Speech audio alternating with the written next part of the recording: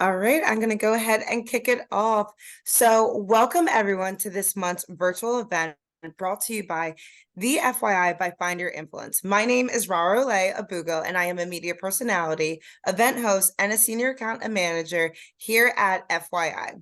I'm excited to lead today's discussion around the impact influencers and UGC creators make for brands. A few housekeeping items before we dive in. All attendees' cameras are off as well as their microphones. They are muted, so do not worry, we cannot hear or see you. As well, I will ask that please hold questions till the end because we will be having a formal Q&A session. We have two exciting panelists here with us today. These two individuals have extensive knowledge within the influencer marketing space. First, we have Shayna Macklin, who is a director of brand marketing and influencer and creator partnerships at Rainbow Shops, as well as Evan Weber, who is the founder of Experience Advertising, which is a prominent digital agency. How are you two? Doing great. Doing good, doing good. Doing great. Thank you.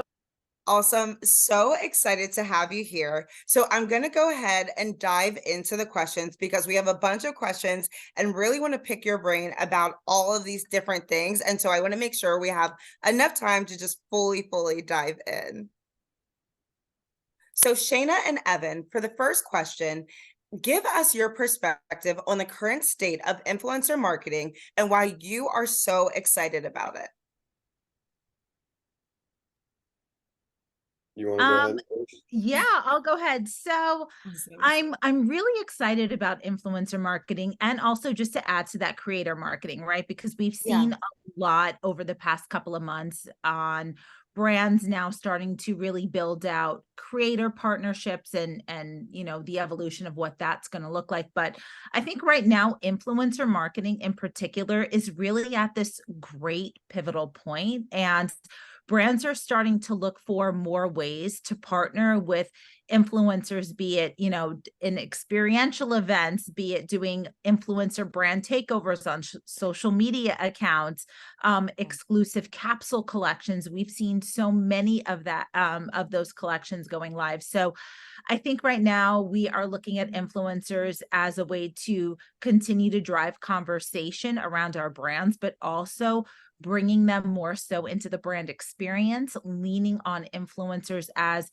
brand advocates, as potential brand strategists to really help us kind of redefine how our consumers are looking at our brand and considering our brands.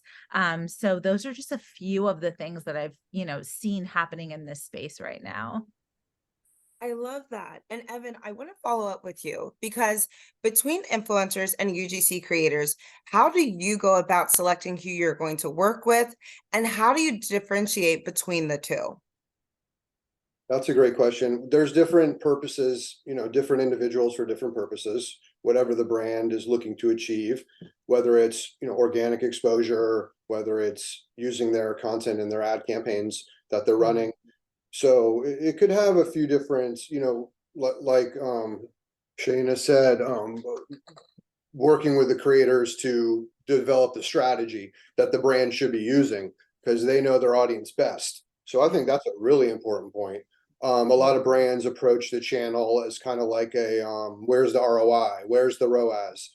When that's important, don't get me wrong, I'm a very ROI focused marketer myself, but it can be utilized so many ways. It can be utilized on the website, on the product pages, on the brand's own social postings. So you really have to devise the strategy of how you're going to leverage the content they're creating, who's going to do it. Do you need big people or are micro influencers gonna, do the job, or a nice mix?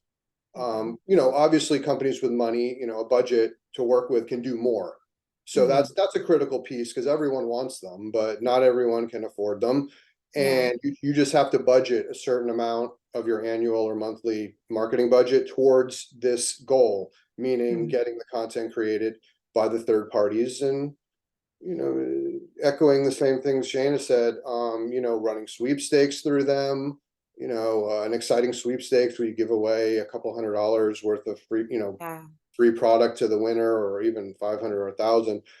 You can put a really awesome holiday contest together if they have a nice targeted audience for you, and you can do it all through one creator or one influencer. But I do believe in a varied strategy, a diverse strategy, yeah, using it in multiple mediums, multiple venues, and working with them. It takes management though. Absolutely. sure. There's work involved, working Yeah. with relationships, figuring out what's going to be done and how it's going to be tracked and all Mhm. of that. So there's definitely logistics to it. And to Absolutely. just to add to, Yeah. and then to just to add to that too, like to your point, I think we're seeing too, like a lot of brands in terms of how they're partnering with influencers. We, instead of just launching one campaign, we could be looking to influencers to launch multiple campaigns per month, Right. right? So Right. maybe we'll have that evergreen campaign that's just always on, Mhm. and then we'll kind of niche down. Maybe it's a category, maybe it's a product launch. So then we'll have another subset of influencers that we're Or a working with. clearance.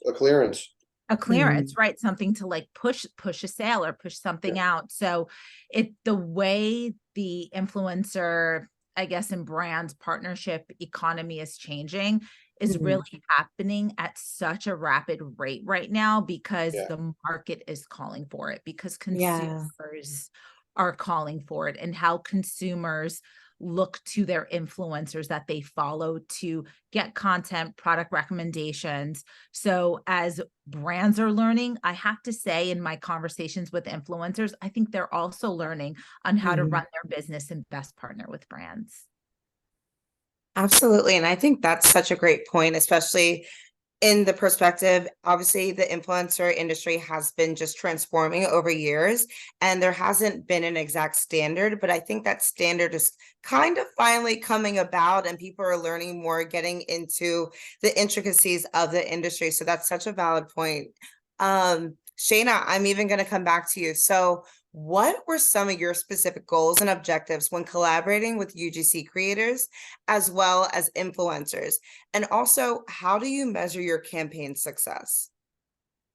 Okay, so such a loaded question. I'm like, where I do I know. start? So with creators, I measure success based on where I'm going to use the asset that they're creating for us. So if I know I'm going to use the asset, and I'm so sorry, my lawn guy is here. So if you hear that in the background, No you can. worries. Okay. So if I'm working with a creator to create branded assets for the website, I want to see how often that, I'm going to heat map that. I want to see how often people are hovering over that image, if they're clicking on that image to a specific product, and going from there to see if it's driving a bigger sale. Most of the time, I'm partnering with creators on creating assets for our social media channels and our shoppable video content. And for me, success is going to be people engaging with the content, right? So I think a like on a post is amazing, but that's a vanity metric. I want to see a save, a share, and a comment. Right. So I'm looking for those metrics to drive success. I'm also, when I'm working with influencers, I'm looking at brand lift and share of mention increase. I'm looking at click-throughs to website. And of course, as Evan mentioned, conversions are always like our Right. biggest thing. But, you know, again, I think the influencer economy and the way brands are partnering with influencers are changing, because before it was so performance based, and it still needs to be, Yeah. but we are also looking for just consideration metrics now, which we weren't always, right? We were always typically operating at that bottom funnel of like sale, sale, sale. It just has to drive. But Mhm. there's, I think the pandemic has propelled forward this bigger economy of influencers and creators, and change the way people consume content, and Right. also change the way people consider Mhm. purchases and different products and their Yeah. price threshold for, oh, this is $10, I'll just buy it, not a big deal, versus this is $100. So the barrier to purchase entry is Mhm. going to be a lot higher. And I think influencers too, they're now seeing that the content they used to be able to produce might not be driving as much revenue for them, whether it's they're part of an affiliate program, or I know all the influencers I work with and creators, they're looking to score long-term deals. Yeah. So that's also another big thing. And for me, and I'm very transparent, I say, listen, I'm going to work with you for 2 months. And if I see key indicators of this potentially being a long-term success, I will sign you for another 3. And what I do is at the end of that 2 months, I tell them, this is what I'm looking for. This is what you drove. I mean, maybe I'm too transparent, but I think as that's great. yeah, I mean, it's our responsibility to help these influencers, right, in their careers. And if we're not giving them insight into their successes for us as a brand, we're not helping them at all. They're not really giving them, I don't know, I just don't think it's a good partnership. I think you should just be transparent with your partners. So I hope I answered your question. No, absolutely. And I think even that component of you just mentioning the different transparency, I know some places, I'm also a creator. And so with some partners that I've worked with, I don't think I've ever been briefed afterwards. So so a lot of times, because I'm fortunate to work on this side of the industry, so I kind of already understand, but I imagine how many other influencers that don't work on both sides or don't have the insight from both sides, they wouldn't know what the metrics were, they wouldn't know how to move forward, or what next steps to take moving forward. So I think that's something a lot of influencers would appreciate, just having that transparency and brands looking at it as a holistic partnership versus a one-off opportunity. And that's the thing too, like, depending on the brand's objective of their campaign, if they are, if they're only looking for like a one and done, I wouldn't necessarily say to partner with that brand. I, always recommend, I have a lot of friends who are creators and influencers. So I'm like, I would go in and say, listen, I'll partner with you for 2 months at a minimum. And if it feels successful, I would love to consider additional partnerships with you, and I tell them the questions to ask. And for influencers and creators that are on this webinar, ask them, say, listen, I'm really trying to learn how I can better partner with you, my brand partner. Can you please do me a favor and provide me a post-mortem, is what we call it, like a post-mortem of how the I guess it didn't work. I know, right? Like, let's go through the losses and the wins. Can you provide me like a post-campaign report of how, of the success that I drove for your brands, or what you would have liked to see from me?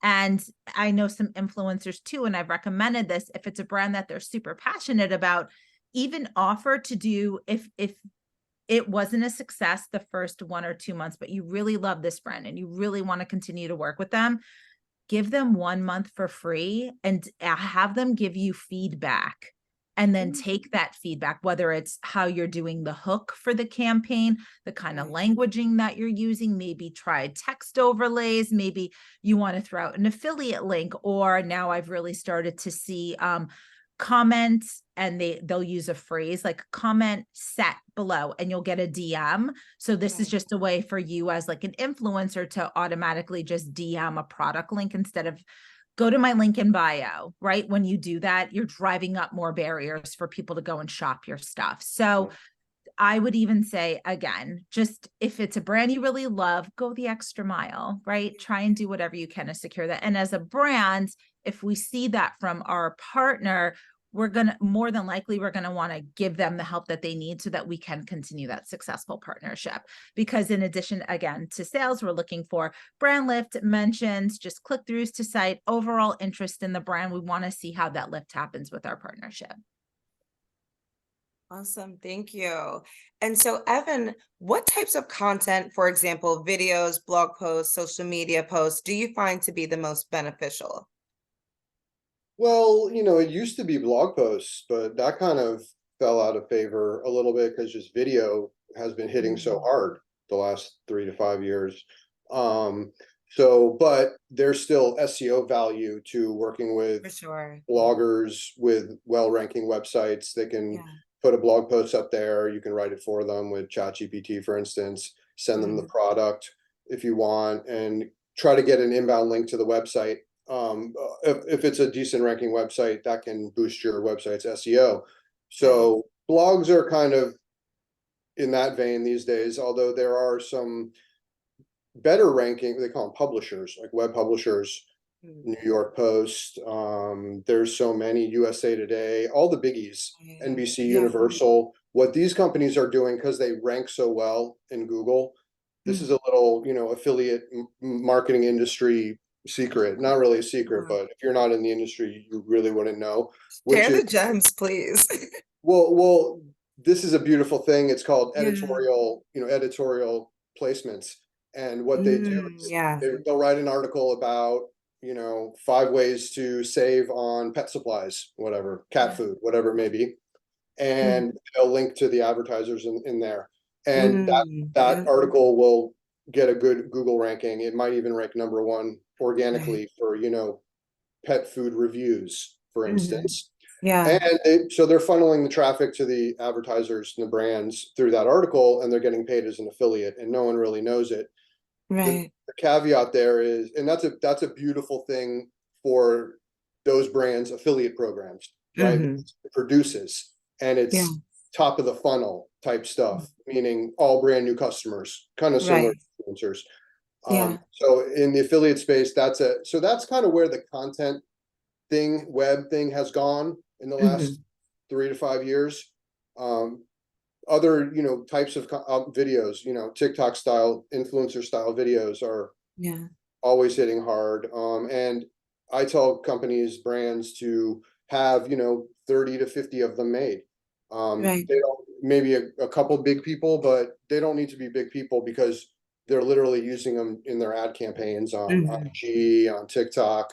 They're taking the creator content and just running them as ads in their own campaign, seeing, they're running X number, seeing which ones convert, which ones don't, keeping the ones that do, turning off the ones that don't, and bringing on more every month.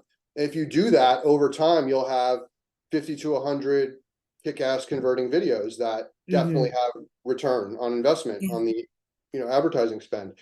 So that's that strategy. And Find Your Influence has been doing that for years. They've been doing that as an agency for companies. And that's one of the ways I even know about Find Your Influence, that we work together in that respect. Some, 4 or 5 years ago, before anyone was really, doing it, they were doing it, not like now. Now it's very popular, because it works. And TikTok is really, responsible for a lot of that, to be honest, because, any creator can go viral on TikTok off of just a clever video or video or whatever it may be. And I've never seen a platform where you can go viral like TikTok, just anyone out of the blue. I mean, people have said, do this on YouTube, do this on Instagram. It just doesn't happen like TikTok. It's just night and day. I'm sure IG is, trying to address that, because they're trying to be more like TikTok. So that will happen there as well, probably. But the explosion of content creators, and another cool thing TikTok's doing real quick is they just launched TikTok shops. Which is where brands can I have bought so many things from TikTok shops. My wallet hates me. But Same. It's so easy to buy. Check out. It's so easy to check out. And the other cool thing about that, so all brands out there need to be on TikTok shops. They just launched it in the US in the last week. So they need to get established on there. And they actually have an affiliate marketing component to TikTok shops, where they're literally turning content creators with, I thought it was 5,000 followers, but then I read it was 1,000 followers. They're basically enabling them to get the product and usually it's cheaper products, like the freeze-dried Skittles you may have seen. But what they do is they let the person, they give it to them for free, like 100% coupon or a 50% off coupon, just to break the barrier of getting them the product. They make their video, and then on the video, you'll see at the bottom, eligible for commission. So TikTok has literally turned that creator into an affiliate out of the blue, when they didn't even know what affiliate marketing was prior to that, most likely. So that's a huge benefit to both brands, in my opinion, and also creators, that they're able to do the commission-based thing. And they're not all going to make money, probably, but the bigger you are, the more traffic you can drive to the storefront, the shop, the TikTok storefront. But like Shayna said, it's a very quick conversion. They don't have to go to the brand's website. Hello, Shopify. They don't have to even go to the website. So, but the thing that I've seen, and TikTok's actually driving people into TikTok Shop right now. They're like showing a lot of ads to the users, right? But the last time I went in there to check it out, the product selection was horrendous. Oh my gosh. The cheapest, most Chinese looking products you'd ever seen in your life. It was crazy. And I think that they're trying to clean so much of that up too. Like there's been so much about it'll get better. They rolled it out. I don't think the algorithm, I don't think they really tweaked it to the user's interest. But that being said, there's only so many shops live there right now. So when there's 20,000 shops live, or however many, those suggested products will be popping up in your feed, at great deals and during the holiday shopping season, most likely. And they'll be driving a lot of revenue for brands that they weren't last year, for instance. And that should help brands. And that's influencer marketing. It's pure affiliate play. Whether you can use those videos for your own advertising purposes, that's another question. Maybe if the brand contacts them and says, hey, can we use it? We'll give you a fee, you can work it out. But that, in my opinion, that's one of the most, if not the most exciting thing going on right now in the creator economy thing. So I just wanted to bring that to everyone's attention. Yeah. No, absolutely. And just even coming from a creative perspective, when I am approaching different brands when it comes to content, I think it really depends on what the brand is. So for my creative process, I like to establish what are the pain points, what are the campaign objectives, easily how could my content or the content that they desire to have me put in feed, how could it be integrated into my feed authentically? So for that purpose, I really don't work with any brands that don't just authentically and naturally align with whatever I'm already posting. So even if it doesn't appeal to me, then I'll just recommend other influencers where I'm like, oh, you could work with this influencer. And I have a few buddies over here that this would be more authentically aligned with.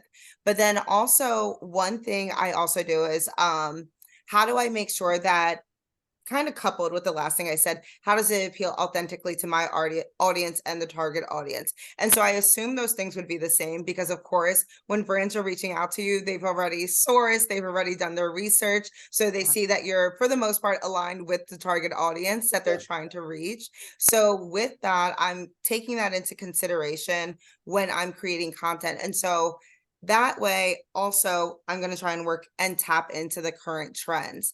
And so for that, it may be a video, it may be a carousel. So depending on what the brand may be like, so say, for example, it's a better health client. So right now, carousels are really popular, especially when it comes to telling a storyline and especially when emotion is tied into it. So perhaps I may go with a carousel for that client versus another client that's a fitness brand. Of course, me just like posing and doing like some type of technique, fitness technique or pose or whatever, that's not going to make sense. So most likely I'm going to say, hey, maybe I should do a reel for this. So a lot of times brands may approach you and say, oh, we either want a static image, a carousel, or a reel.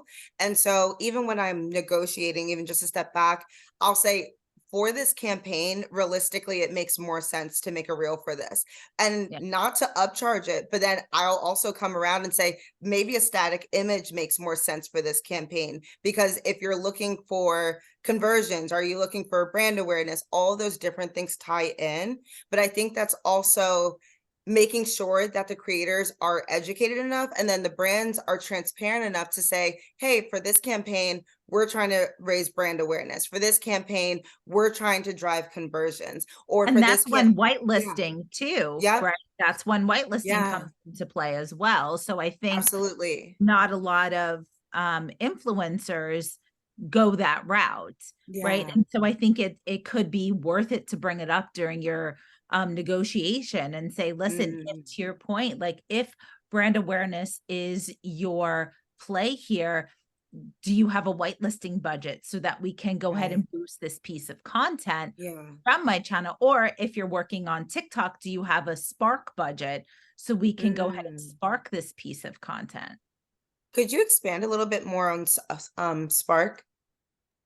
So Spark is basically like boosting on Facebook or Instagram. Spark will allow you, there's several different like campaign objectives that you can use. So you can either do a conversion objective, you can do a brand awareness objective, views objectives, there's several. So if I'm looking for conversions, then I'm going to work with my influencer on a very specific type of piece of content. You know, to Evan's point, I know this is going to be an ad, so to speak, right?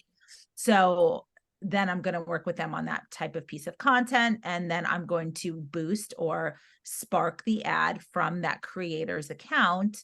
So it just looks like a natural UGC piece of content. Awesome. Thank you. I know a lot of people hear whitelisting, but you don't too often hear sparking, I guess. Would you call it sparking? Yeah. Or they call like a handshake. I don't know. There's like a million different ways to, you know, say the same thing, but spark, a handshake, a boost. It's a whitelisting rather. So, but yeah. And I think that it is important to, you know, for the influencer to understand who they are in the space. And if I can elaborate on that for a minute.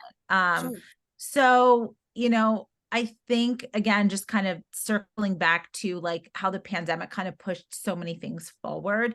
It also pushed a lot of people to start creating content, and a lot of people were calling themselves influencers, right? And so now we know that there is a huge difference between an influencer versus a creator. So everyone can be a content creator. Anyone can, but not everyone can be an influencer. And when we talk about influence, we talk about that ability to drive a sale or to drive a click through to a site. And the reason that we're seeing content creator now taking on its own form of an opportunity or a career path is because people have started to say, okay, whoa, I'm not influencing purchase, and that's okay, but I can still create a beautiful piece of content. And that's why a lot of creators are now reaching out to brands for creator partnerships, or again, UGC partnerships, the same thing. And we're really starting to see that take off in the industry. And I know my brand at Rainbow Shops, we partner with a ton of content creators. Specifically, our content creator program is massive to create ads for our TikTok, to create ads for our Instagram pages, to create content for our Instagram pages, to create ads for Facebook, to create content for the website, for social media, for shoppable videos. So I think there's no shame in saying I'm not an influencer. I think it can only help you set yourself up for success super early when you're trying to figure out which road you want to go down. And just knowing where you stand in the industry and what your capabilities are, it will be a really big help to you. And then you can also do the Spark ends and still make a ton of money. Sometimes you can even make more money just being a content creator. So yeah. Absolutely. And so I'm even going to stay with you because I have a follow-up question. So when planning an influencer marketing campaign, how do you budget? And then it's actually a twofold question. So after that, how have you approached the negotiation process with talent, i.e. campaign offer or usage terms? Yeah. So when I'm, so the first question was, how do I select my influencers? No, so when planning an influencer marketing campaign, how do you budget? Oh, thank you. Yes, budgets. So topic that is very, very popular right now. Well, I think about how many assets I'm looking to get out of the campaign. I'm also thinking about the type of reach that I'm looking to get. So not impressions, but I'm looking at reach. And then I look at what my goal is. So how many conversions do I expect from this campaign? Am I really leaning into it more as a brand awareness and consideration? Is this going to be product specific where I need to kind of niche down and drive it to a specific product page to drive sale? And then from all of that, and also to what level of influencer am I looking to work with? You know, Evan said something amongst the many great things he said earlier, but he said something about, you know, a nano versus a micro influencer and mid-tier. So I think too, the industry is changing in the sense that we're also looking to nano. So people with 10,000 or less, or even 5,000 or less, we have seen major success in partnering with smaller influencers to drive that bottom funnel conversion. So again, it just depends on what that goal of that campaign is going to be. And typically we'll work with a mix of nano and micro influencers for our campaigns. And then, sorry, the second question you asked.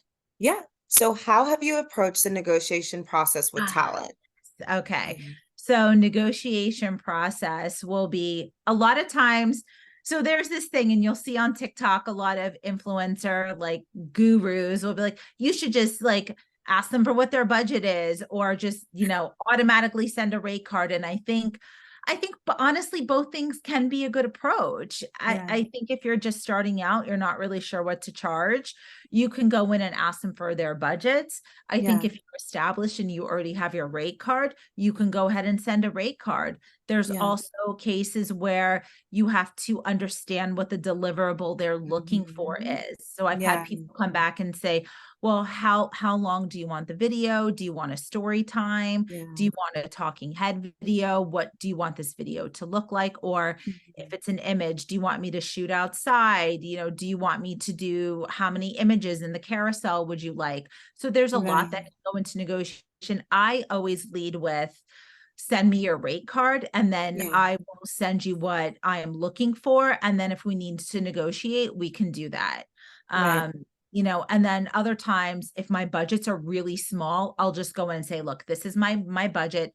It is non-negotiable. So if I come to you and I say, and I on my personal TikTok, I talk a lot about this from the brand side, right? So if I come to you, this is my non-negotiable, or this is my cap, please don't come back to me and say, well, if you give me an extra, I won't even partner with you. Do not, if I say this is as high as I can go, I promise you I'm not feeding on it. It's genuinely as high as I can go. But if I just say, oh, this is the budget, and just give you a number, then there could be room for negotiation. So as an influencer creator, keep, you know, really read the email, look at the language that the brand is using, so you know how to best approach what you're going to go back with. Also too, a lot of partners, a lot of brands are starting over the last like 6 months. I know some colleagues of mine who are working on a CPM model. So if you drive X amount of impressions and clicks or whatever, we're going to pay you X. So the more you clicks you drive, or the more impressions you drive, money we're going to pay you. I've also seen influencers make a lot of money that way, more so than they would have if they just did the flat fee. There's also affiliate. And not everyone's going to make a ton of money in affiliate, but I think it's smart to opt for affiliate when you know you want to consistently partner with that brand. If you think you're a one and done, or if you don't think to go, it is if you're going to partner with them for say 3 or more months. And then there's affiliate plus the flat fee, there's straight out affiliate. So there's so many ways that we can go into our negotiating with an influencer and even a creator. And then when it comes to usage, you know, I'm an all-in kind of gal, right? So I don't do the, okay, so I'm going to pay you $1,500 for, you know, a reel and 3 stills, and then I'm going to pay you an additional $1,000 a month for usage. A lot of brands don't operate that way. They just don't. Now, when brands ask for in perpetuity, I do not agree with that. Sorry, don't crucify me, but I don't think that as an influencer creator, you should be giving away your image forever and ever. I think that you should negotiate usage rights for up to 6 months to a year at most. And then you go back in and do creative, because the reality of it all is that if I'm continuously working with you, one, you can already tell that you're being successful for us, that if we're using you for ads, that your ads are driving revenue, and that there's no reason to continue to use the same old ad for more than 6 months to a It year. gets stale pretty quickly. Yeah. 100%. Which is why you need a lot of ads running simultaneously, in my opinion. No, completely agree, Evan. So I think, when it comes to usage, go in with your all in, and there's always room to negotiate. Or if you don't feel comfortable, say, listen, I'll give you usage for 6 months. And then if you want to continue working with me, we can do new creative. So, there's that. And then if you're on the smaller side, I always say, doesn't matter how big you are. And I know some people agree, some people won't. Always give a minimum of a 30-day usage included in your rate. Always, because if your ad doesn't perform, we as a brand are not going to want to pay for failed creative. It's not your fault. It's just, we just don't want to pay for 6 months if we're going to pull the ad after 30 days. So after 30 days, a brand should come back to you and say, hey, your ad's performing really well. We want to keep it going for an additional 5 months. And then you negotiate a reasonable fee for additional usage. But if you don't feel comfortable giving automatic usage, then at least give the 30 days and then go from there. Right. Yeah. And let me throw one point in. Yeah, I was actually going to lead it over to you. Well, let me just comment on that, because that's a lot of what she was just describing. There's a lot of management there, right? You need a full-time in-house person to manage that, or hiring an agency or a platform to find your influence.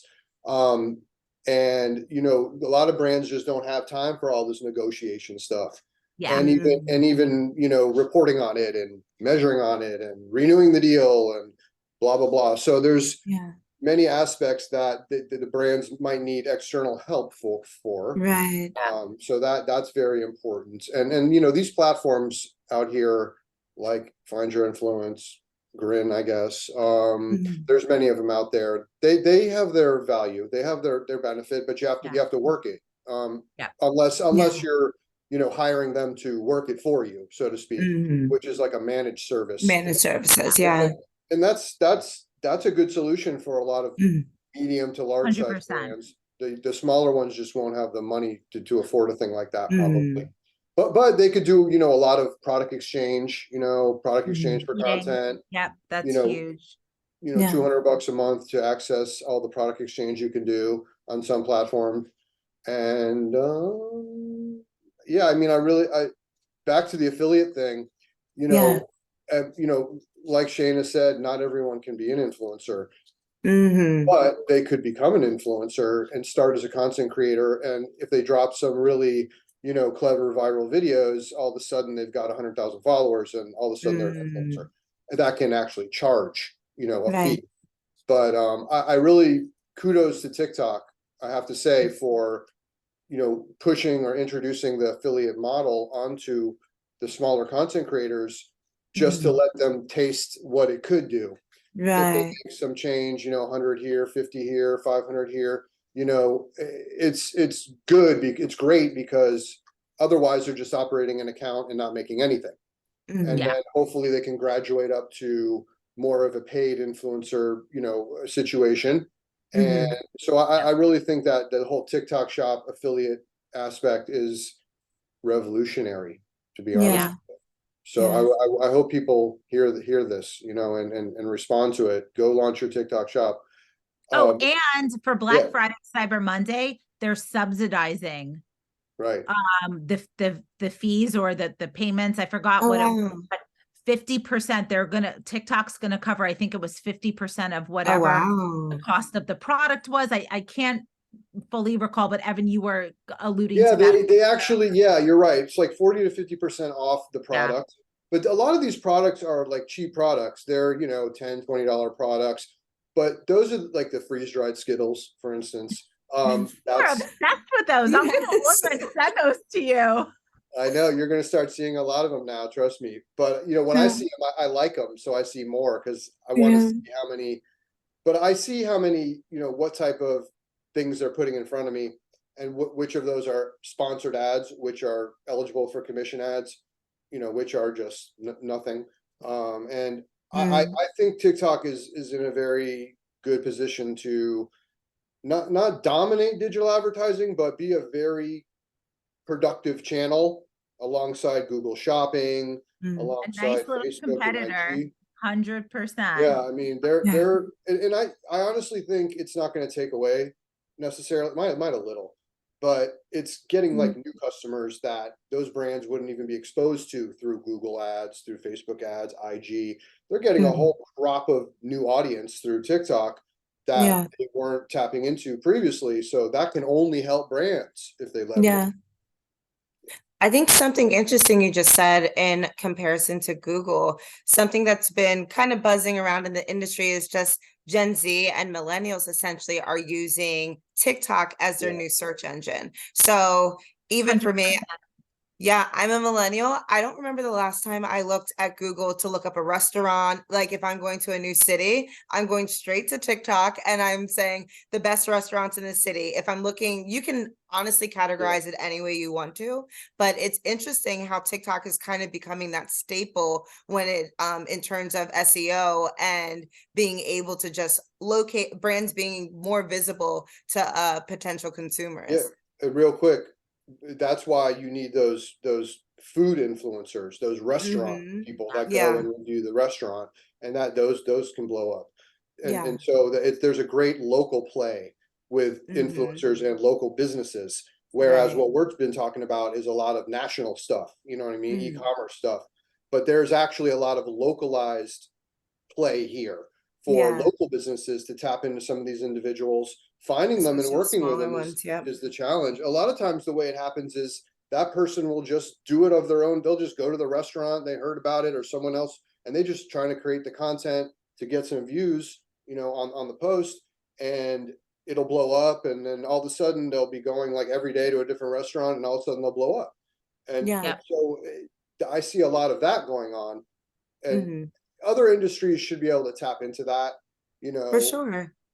I think clubs. in-person activations would be a great way to do that as well. Because for instance, people may be organically just going to these restaurants, but for example, in the past, I've worked with different restaurants, different brands, and so these in-person activations, one, you get a bunch of you first the brand just pays the agency, but then you get a bunch of influencers, media correspondents attending your event. You're not necessarily paying most of them to attend at all, and they're organically creating all this different content because influencers, media people, they want to be invited to exclusive things. So if it's a kickoff, if it's a launch, they're going to be there and they're going to just curate so much free content for you to essentially be able to use. Some people may put some paperwork in play. Some people may hire a few of the main ones from that local city. And then once other people, those main staples, socialites, I know we used to call them socialites, but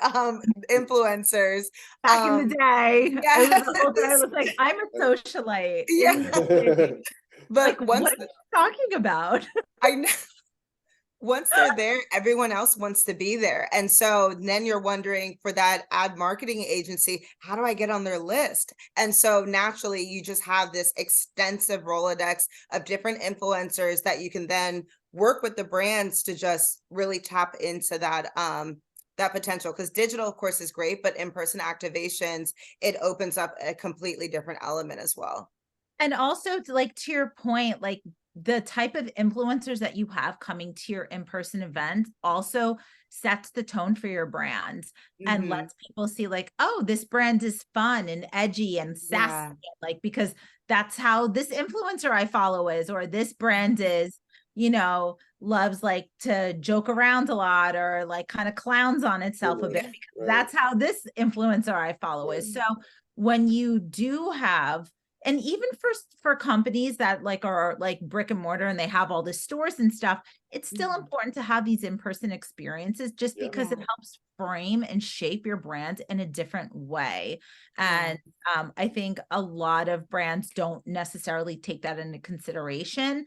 And you don't have to do something super bonkers, right? It could be really small scale. You can invite 10 influencers to the store, maybe do, like, I went to this restaurant a few months ago, and it was 20 of us, and it was like a make your own pasta, make your own pizza, wine, but they were a full-fledged restaurant, and they also had like their own wine like label. So it was nice because I got to see this different side of the restaurant that felt more like I was hanging out with my girlfriends. We were just going out to relax and have some good food. It didn't feel like the restaurant was they're upscale, but they also wanted to kind of come down a little bit to, grab a new audience. Exactly. So I was like, this feels like a place I would just want to come on the regular now. Like, I didn't need to save it for a special occasion because it feels different. The experience is different. So that's also to your point, what doing those experiential events can. And the local play, the regional, is so underdone right now. It's got huge potential, huge upside, to use third-party content creators to, get the word out about the establishment, whatever it may be. I mean, maybe not a lawyer, or maybe, I mean, anything it could be, let's like a plastic surgeon, she just got her nose fixed, or he just got whatever, and, get a bunch of people like that to make videos and post it, and eventually you'll get business from it. There's a great one where they do your teeth. They're literally like implants. There's some implant pages, and they take people with like really messed up teeth, like, and they make them look totally beautiful with videos. And those are, I was caught in like a little like niche, on TikTok for a couple weeks there, where I started seeing like a lot of those. And I would always watch them because the before and after was phenomenal. And the people were so, and I think that the dentist or whatever was like doing it. Some people, he was doing it for free, just for the publicity. Like the people Publicity and the storytelling, right? So I think what a common theme throughout this entire conversation that we've been having is really, what is the story? What's the emotional? How are you pulling me into your brand? And how are you getting me invested? Like, now we look at, instead of like currency, like physical dollar currency, my currency is my time to your brand and how much I want to give of my time to you. So it got you on a little rabbit hole. No, for sure. Of teeth content, which I love. I love that. No, I will not go into the rabbit holes I go into, but veneers was one of them. But I feel like my rabbit hole. Give me a puppy, a dog content. Forget it. You lost me for the rest of the day. They seem to have cleaned up the animals attacking other animals thing. Oh my god! I never saw. I kept that seeing is like, not any kind of a whole like Gila monsters attacking like a baby deer. Oh god, I don't want to see this. And puppies and rainbows. I'm all about puppies and rainbows. There's still inappropriate content on there though. They've cleaned it up a lot. They have, But I feel like there's like these third parties like injecting content into the platform, like they from wherever, and then you end up seeing like stuff you don't want to see. Yes.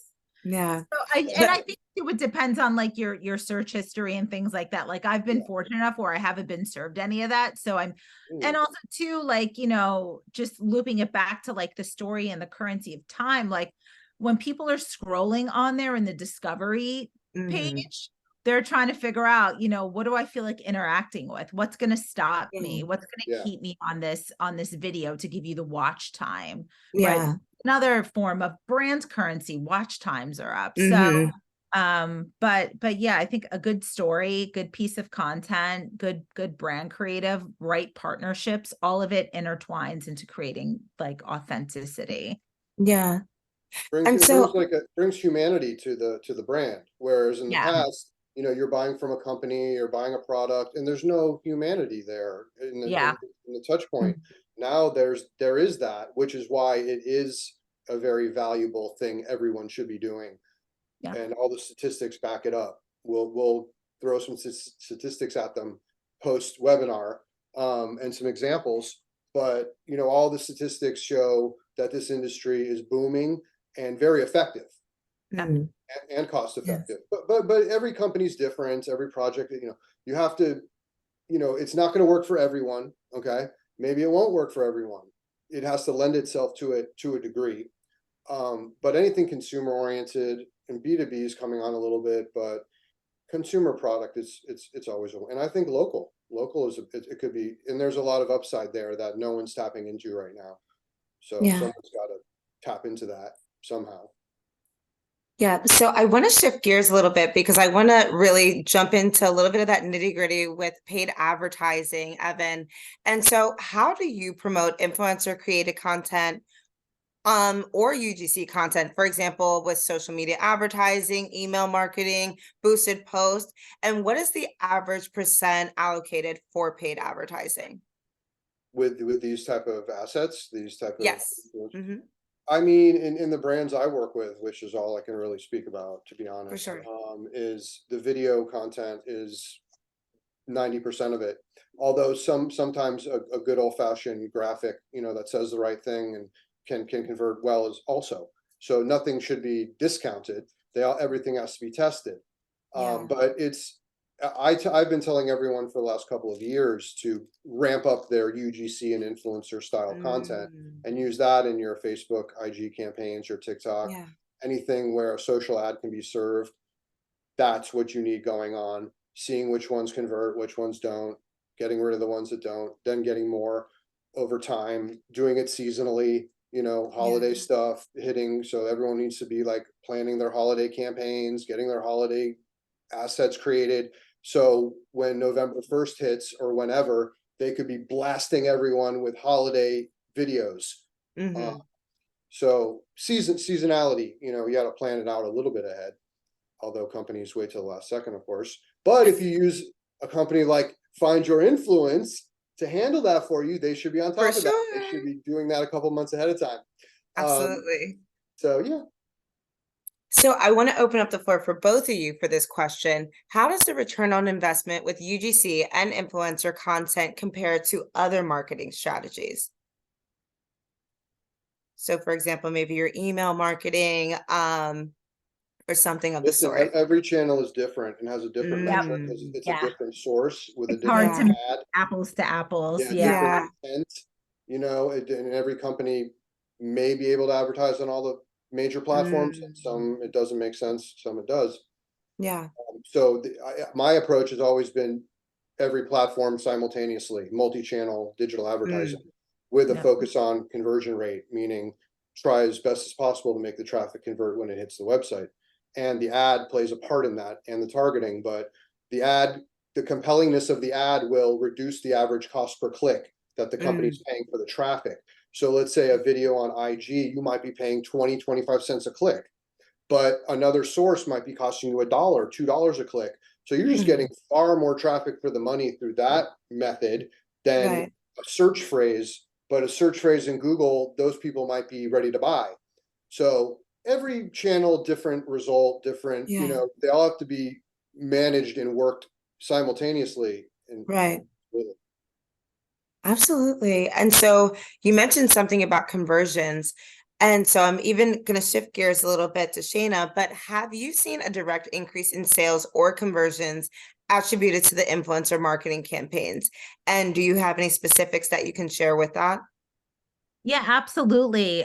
So I can tell you we had one partner that we worked with who within her first 3 weeks had driven over $10,000 worth of sales, which is bonkers for us. So, I'm just like, okay, and it's incredible. And the, the fee, and I shared that with her because she and I actually became friendly, as I do with my influencers.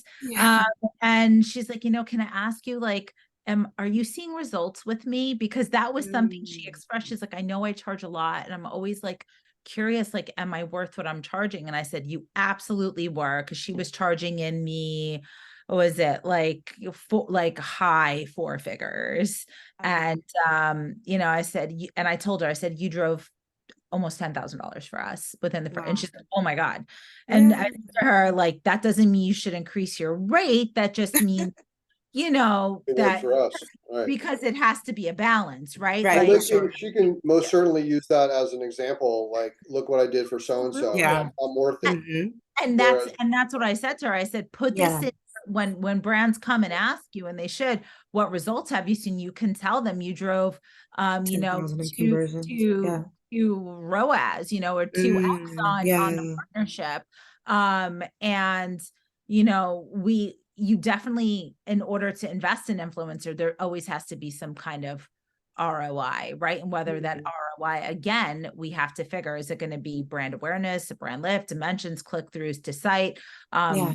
just consideration just with add to carts, is Mm. the average order value, or what we call AOV, did that increase in this? Right. If product category, did the AOV increase since we launched it with this campaign and all these influencers? So, you know, and what percentage of success are we looking for? Yeah. Because it's not, you're never going to get 100%. You're never going to get 80%. You might not even get 70%. You have to set those realistic expectations Yeah. of, if I can get like 30% or 40% of conversion, Mm. going to be happy, or 50%, because your influencer marketing is different than your traditional performance when we're talking Right. about, you know, Google ads and Facebook ads and Instagram, TikTok. It's going to be different. So you, like Evan was saying, you have to measure it all differently. But again, there is always success. It just depends on what that success is like for that specific campaign. Right. Absolutely. And so moving on to the next question, Evan, what challenges have you encountered when working with UGC creators and influencers, and how have you been able to overcome them? challenges, it's really just measuring results accurately. Mm. Um, like Shayna said, you know, you build a relationship with the person. You get, Yeah. you know, you have a video call with them. You get all warm and fuzzy and figure out what's going to be done. It Yeah. usually works out well if all of the indicators are, you know, pointing in the right direction. Mm. But back to, the company has to have a budget allocated for this channel. You know, Right. it's 2 grand a month or 20 grand a month or more. They just Mm. need to say, this is what we're spending every month. We want this many people involved promoting us. We're going to do Right. this with the content, and you know, try your best to measure the channel with like dedicated coupon codes, even phone numbers, an Mm. affiliate link. So there are ways to measure it in a traditional sense. And then Yeah. did it work in your ads?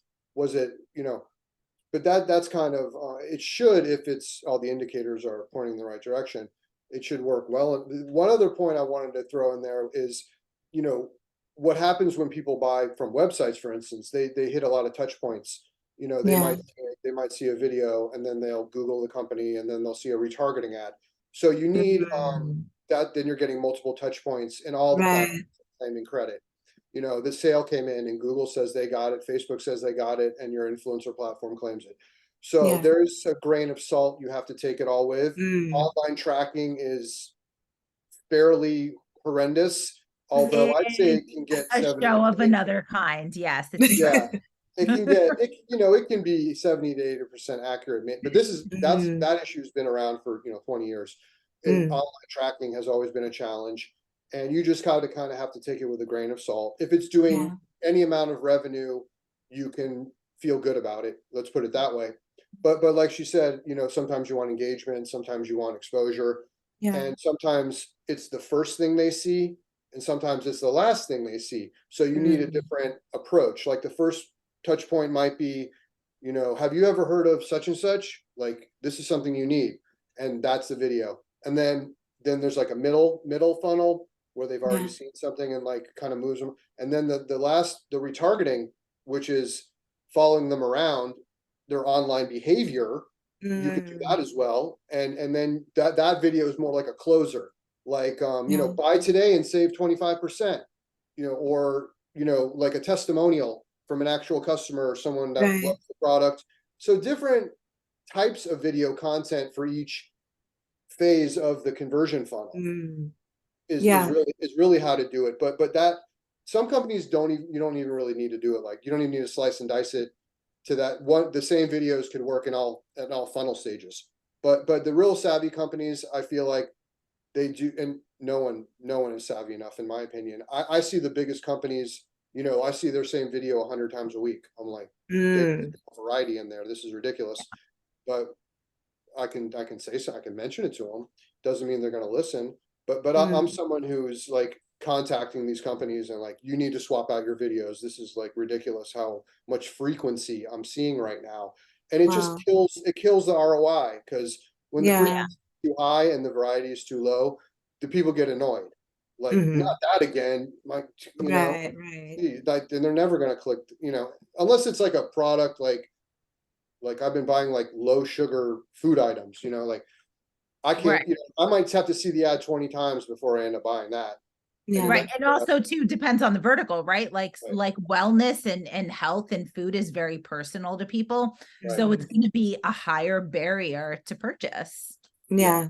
Exactly. So every company is different. Every brand is different. These are, you know, best practices and, you know, tried and true strategies, but you got to get in there, and which is again why you need someone in-house full-time on it, or at least part-time, or an outside company or agency to help you achieve this, right? It's, if you just go try and do it as a brand and spend $5,000 a month, you're probably not going to get any return. You might get zero. Yeah. You know, it'll do a little something if you run in the ads, but then they'll be like, this sucks. This doesn't work for our company. When it was just all about the approach was wrong. So that's why you need outside experts to help you achieve this. And you have to listen to them when you hire outside experts Listen or to them. internal experts. Right. You hire them for their knowledge. So Yeah. just listen to your partners. No, I think whether it's outside experts or inside experts, I think even just to expand on your point, Evan, and sometimes you see maybe influencer marketing advertising is just pushed on another social media person or a marketing person for a different vertical. And so I think that's when the problems arise, because you really do need to have someone who is delegated exactly to this versus just hoping that someone has a little bit of knowledge on these intricate things. Yeah. One more little point that, you know, kind of rounds it out is, you know, Amazon, even Shopify, they've launched their own little influencer portal thingy things where you can get products out to the creators. They'll create content and you pay them a commission. It's kind of like another affiliate play. I think with Shopify, you could pay them a fee or do the commission thing. So this is still coming on. Like, it's not there yet. It's, you know, we're like 30% of the way there to where influencer marketing will be in a couple of years with all of these advancements. And the other cool thing is every social network is kind of pushing each other now. We had like numerous years of stagnation with these platforms, right? They didn't really roll out features that often. Maybe one now every week the platforms are rolling out new features for the brands, for the creatives. So it's really gotten a lot of infusion of resources by these platforms because they're all competing with each other for the attention of the brands and the creators. So it's created like that, you know, ideal scenario of innovation. Hyper innovation. Absolutely. And I know we are a little bit over time right now. So for the rest of the questions that are in the Q&A, we're gonna work with the panelists to have them answer these questions. And then that will all be provided in the recap. But before we go, I want to make a few announcements. That's all the time that we obviously have for today's live content series and for this month's content series. A huge thank you for everyone who joined us today. And thank you so much, Evan Weber, for joining us today. You can find Shayna on LinkedIn under Shayna Macklin and on TikTok under Shayna Mack, and Evan on LinkedIn under Evan Weber, and website www.experienceadvertising.com. And we'll provide all of this information in the email recap as well. We also invite you to continue the conversation on our Facebook and LinkedIn groups under the FYI by Find Your Influence. We'll be announcing our next event later this week, and we're so excited about it. So make sure you stay tuned. But that is it for now. So everyone have the most amazing afternoon and the most great, fantastic week. Have a great one. Bye. Bye.